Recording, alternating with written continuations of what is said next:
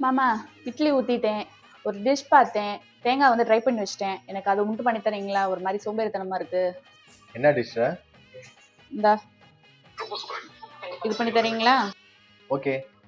பேசும் நேரத்தில் கல் கண்டு கசக்கும் உன்னிடல் கண்ட போதும் அடிதின கரணும் குளிரும். நீ பேசும் நேரத்தில் கல் கண்டு கசக்கும் உன்னிடல் கண்ட போதும் அடிதின கரணும் குளிரும். இதயத்தின் உயிரோட்டமே இன்ப உதயத்தின் மொழி கூட்டமே. இதயத்தின் உயிரோட்டமே இன்ப உதயத்தின் மொழி கூட்டமே.